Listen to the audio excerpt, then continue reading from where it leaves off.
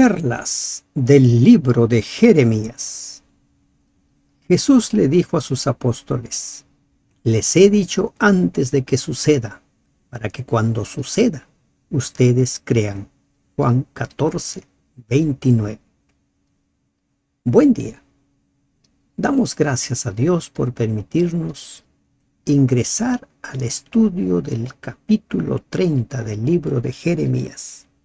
Este capítulo 30 habla acerca de la promesa de Dios, que Dios restauraría a los cautivos.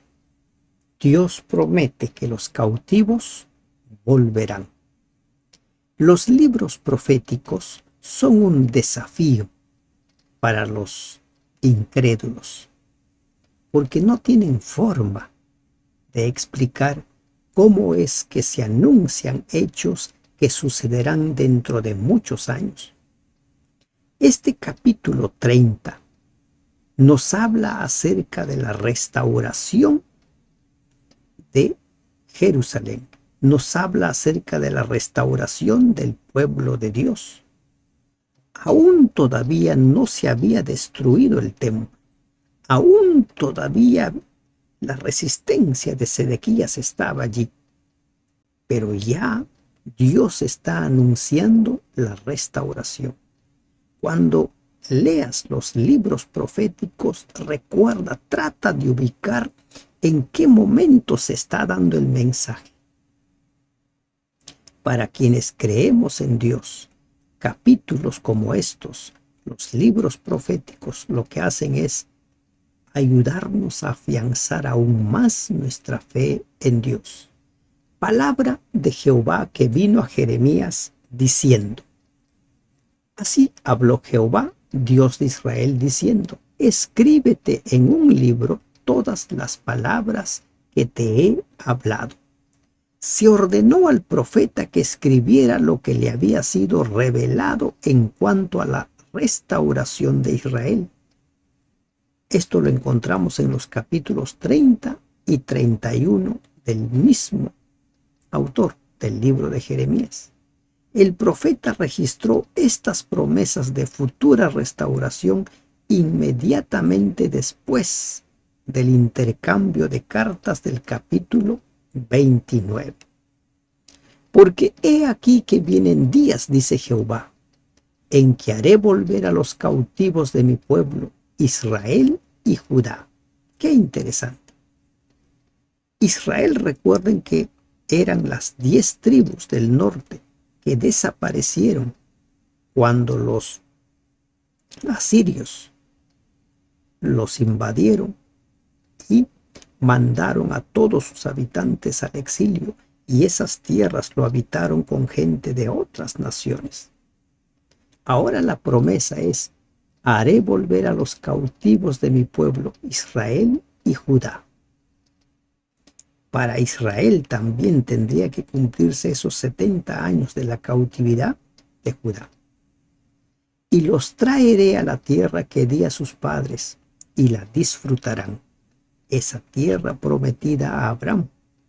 La promesa divina que encontramos aquí en este capítulo, o en el capítulo 29, en los versículos 10 al 14, ahora se amplía para incluir no solo, recuerden, al reino del sur, Judá, sino también al reino del norte, Israel.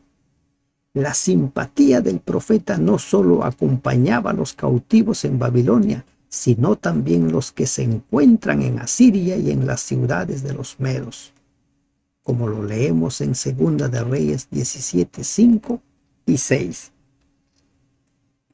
Estas pues son las palabras que habló Jehová acerca de Israel y de Judá. Porque así ha dicho Jehová: hemos oído voz de temblor, de espanto y no de paz. La Septuaginta traduce voz de temor. Dios presenta al profeta a los israelitas sumidos en una situación sumamente angustiosa. Lamentaciones 2, 18 al 22. Estas palabras se cumplirán de nuevo en el tiempo de angustia que habrá de soportar el pueblo de Dios inmediatamente antes de la segunda venida de Cristo. Hemos oído, dice, voz de temblor y de espanto, no de paz. Inquirid ahora y mirad si el varón da a luz, porque he visto que todo hombre tenía las manos sobre sus lomos, como mujer que está de parto, y se han vuelto pálidos todos los rostros.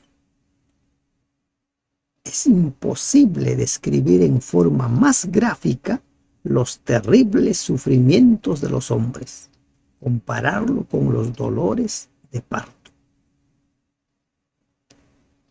Ah, cuán grande es aquel día, tanto que no hay otro semejante a él, tiempo de angustia para Jacob, pero de ella será librado. Se anuncia la futura restauración, pero antes de la restauración se produciría un tiempo de angustia para Jacob. Pero de ese tiempo de angustia sería librado, como leemos en Daniel 12:1. Va a haber un tiempo de angustia para el pueblo de Dios, pero va a ser librado. ¿Cuál es el propósito del tiempo de angustia? El propósito del tiempo de angustia es prácticamente, como se podría decir, separar el trigo de la cizaña. El pueblo de Dios quedaría completamente purificado. Su fe quedaría completamente acrisolada. Tiempo de angustia. Ellos serían o serán los que vivan en el reino eterno de Dios. Esto sucedió en el tiempo de los judíos. En primer lugar, el profeta contempla aquí la angustia que pronto traerían sobre Jerusalén y sobre Judea los babilonios bajo el manto de Nabucodonosor, bajo el mando, el gobierno de Nabucodonosor, el gran conquistador. Cuando se aplica al tiempo del fin, aquel día se refiere al gran día del Señor y al fin de la historia del mundo actual. La destrucción de Jerusalén, tanto por los babilonios como por los romanos, no fue más que un pálido reflejo de lo que será el acontecimiento del fin del mundo. Recuerden, antes de que Cristo venga habrá un tiempo de angustia. Un tiempo de angustia cual nunca fue. Dice, tiempo de angustia para Jacob. La Septuaginta, ¿qué es la Septuaginta? La Septuaginta, conocida también como los 70, es una versión, una traducción. Traduce tiempo de angustia es para Jacob.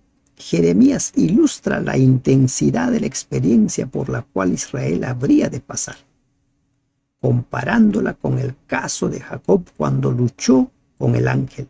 ¿Recuerdan esa historia? Génesis 32, 24 al 26. Fue una noche de angustia porque su hermano venía con un ejército muy grande, dispuesto a tomar venganza. Y esa noche, ¿qué hizo Jacob? Esa noche luchó con Dios. Pidió ser perdonado, pidió ser protegido, pidió ser librado de sus enemigos. No solo librado de sus enemigos, sino ser purificado. Ese es el tiempo de angustia. Algo similar también afrontará el pueblo de Dios, pero de ella será librado. Recuerden, Dios no permite que seamos sometidos a pruebas que no podemos vencer. En aquel día, dice Jehová, yo quebraré su yugo de tu cuello y romperé tus coyundas y extranjeros no lo volverán más a poner en servidumbre. Se refiere aquí en primer lugar al yugo de los babilonios, el cual fue quebrantado cuando por orden de Ciro los desterrados pudieron regresar a su tierra. Pero mire, presten atención a esta secuencia de hechos. El pueblo por su pecado debe ir al exilio.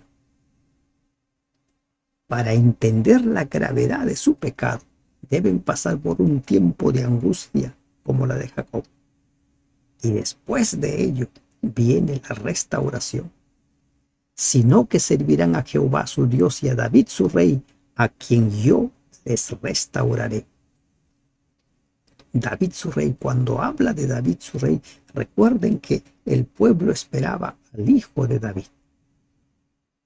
Ese hijo de David aún es esperado.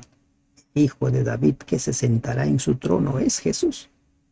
Tú pues, siervo mío Jacob, no temas, dice Jehová, ni te atemorices, Israel, porque he aquí que yo soy el que te salvo de lejos a ti y a tu descendencia de la tierra de cautividad.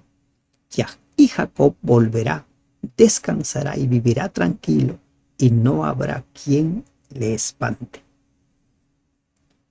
Qué interesante, un mensaje de restauración a un pueblo que aún estaba resistiéndose a ser conquistado. Un pueblo que a quien se le asegura que volverían a su tierra, disfrutarían de su tierra, que no debían temer, que Dios es su protector, su cuidador. No temas, dice Jehová. Y en ese momento el mensaje para este pueblo que aún se resistía a ser conquistado, el no temas implicaba: entrégate al enemigo, ve a Babilonia, allí prospera. ¿Qué significa para ti no temas? ¿Qué significado tiene en tu vida la palabra no temas? ¿A qué no debes temer? Viene pronto el tiempo de liberación.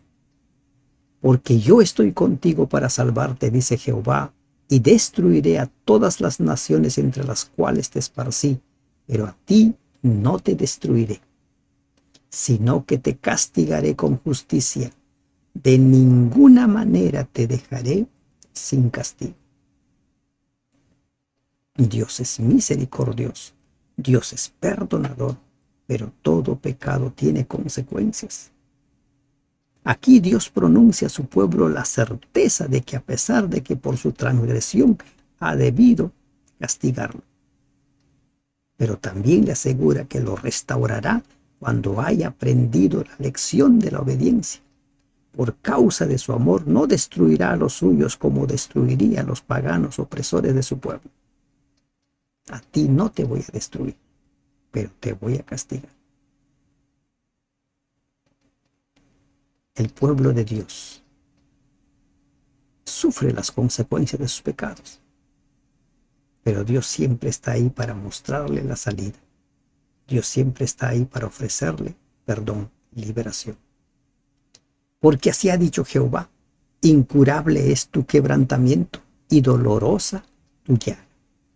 La razón por la cual Dios no se atrevía a dejar a Judá sin castigo era que para entonces el pueblo estaba demasiado sumido en el pecado. Estaban entregados a la idolatría. Confiaban más en los reyes paganos que en Dios.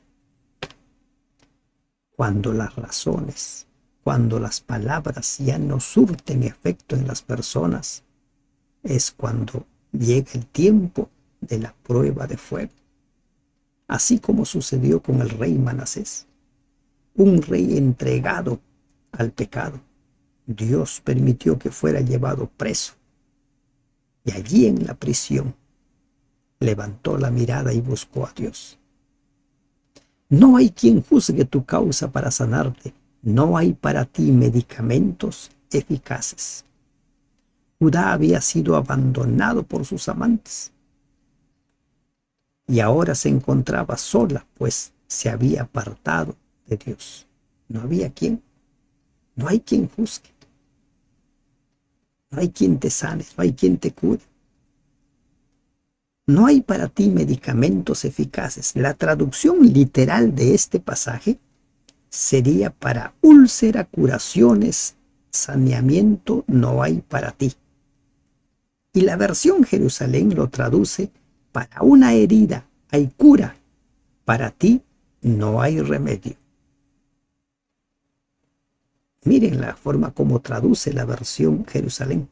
Para una herida y cura, para ti no hay remedio. ¿Por qué? Porque Israel había avanzado demasiado en su pecado. Todos tus enamorados te olvidaron, no te buscan, porque como hiere un enemigo te herí con azote de adversario cruel a causa de la magnitud de tu maldad y de la multitud de tus pecados. Cuando leemos estos pasajes debemos recordar siempre, cada cosa que haces tiene consecuencias. Por eso, antes de tomar una decisión, evalúa los pros y los contras, lo bueno y lo malo que va a traer esa decisión que vas a tomar. ¿Por qué gritas a causa de tu quebrantamiento?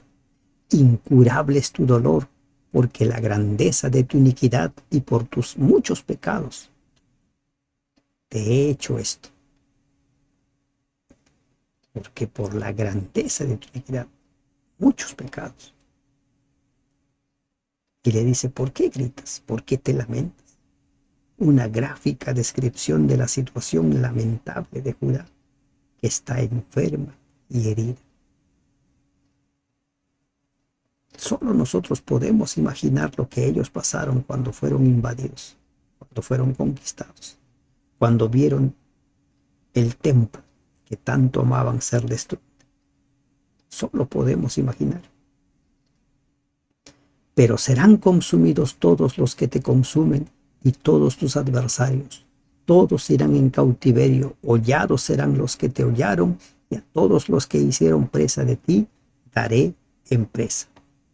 Como dirían ojo por ojo.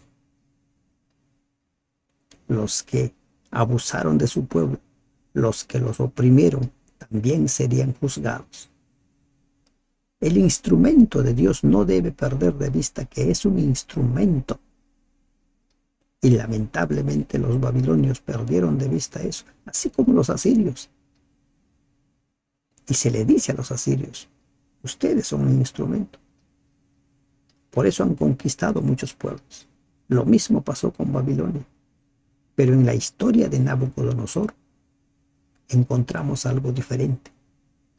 A Nabucodonosor Dios se reveló en 3 ocasiones y en la tercera ocasión Él entregó su vida.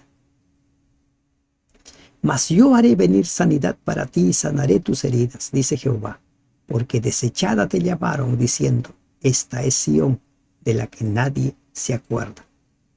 Yo haré venir sanidad. Dios siempre dispuesto a curar. Dios siempre dispuesto a perdonar. Aunque los antiguos aliados de Judá se burlaron de ella por sus desgracias y la consideraron como proscrita, Dios no olvidaría a su nación escogida.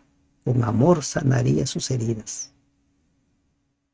Como vamos a ver en el capítulo de ayer, dice, o de mañana. Dice, con amor eterno te he amado. Ese es el amor de Dios. Así ha dicho Jehová, he aquí yo hago volver a los cautivos de las tiendas de Jacob, y de sus tiendas tendré misericordia, y la ciudad será edificada sobre su colina, y el templo será asentado sobre su forma. Se volvería a levantar todo. El templo se levantaría, la ciudad se levantaría. Pero ahora trata de imaginar por un momento estas palabras a oídos de un pueblo que está siendo sometido por el enemigo. En ese momento, estas palabras no tenían significado. Como suele suceder, hay ocasiones en las cuales los consejos no son escuchados porque no tienen significado. Porque hay dolor, hay sufrimiento, hay angustia. Por eso es que Dios le dice a Jeremías, escríbelo, escríbelo. Y en el último versículo de este capítulo dice, entonces lo van a entender. Ahora no lo van a entender. Y saldrá de ellos acción de gracias y voz de nación que está en regocijo, y los multiplicaré. No serán disminuidos, los multiplicaré y no serán menoscabados. Se van a multiplicar, van a llegar las bendiciones. Cuando pase el tiempo, cuando hayan reconocido que Dios es su Dios, cuando lo busquen de todo corazón, como hemos visto en el capítulo 29, me buscaréis de todo vuestro corazón y me hallaréis. y serán sus hijos como antes, y su congregación delante de mí serán confirmadas, y castigaré a todos sus opresores. La retribución, cada uno ha de recibir lo que merece. De ella saldrá su príncipe, y de en medio de ella saldrá su señoreador, y le haré llegar cerca, y él se acercará a mí. Porque ¿quién es aquel que se atreve a acercarse a mí?, dice Jehová. Pero su príncipe se acercaría a Dios. Sería el elegido, el príncipe, el poderoso, el espléndido, el glorioso. Ese príncipe se levantaría. Pero en el futuro, lamentablemente, cuando ellos volvieron, no permitieron una vez más que Dios gobierne, que Dios reine, y muchas de las promesas condicionales no se cumplieron. Pero cuando llegue ese día, es el príncipe. ¿Y qué pasaría? Y seréis por pueblo, y me seréis por pueblo, y yo seré vuestro Dios. ¿Qué es esto? El pacto. El pacto eterno. Dios nuestro Dios, nosotros su pueblo. El pacto en el pasado, el pacto en el presente y el pacto por la eternidad. Dios nuestro Dios, nosotros su pueblo. Israel no quiso. Cuando hablamos de Israel estamos hablando como nación, como las mayorías, pero siempre hubo un remanente. Así como en el presente siempre hay un remanente, siempre hay un resto, que es el pueblo de Dios. He aquí la tempestad de Jehová sale con furor. La tempestad se prepara, sobre la cabeza de los impíos reposará. Tiempo de juicio, tiempo que anuncia que Dios va a juzgar a cada una de las naciones, a cada una de las personas. Imagen descriptiva del castigo de Dios sobre los pecadores impenitentes. No se calmará el ardor de la ira de Jehová, hasta que haya hecho y cumplido los pensamientos de su corazón. En el fin de los días entenderéis esto. No se calmará, la destrucción será total. La liberación del pueblo de Dios sería acompañada por la caída del imperio de Babilonia, el cual había tenido cautivo a Israel por ¿cuánto tiempo? 70 años. En el fin de los días entenderéis esto. ¿Y cuándo sería el fin de los días para los judíos? Cuando se cumplieran esos 70 años. Entonces le encontrarían sentido a esta profecía, le encontrarían sentido a este anuncio. Cuando se cumpliera la predicción después de su cumplimiento, en ese momento el futuro parecía oscuro, pues delante estaba la invasión y la deportación.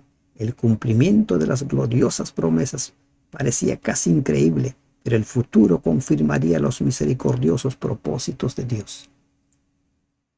Así como ellos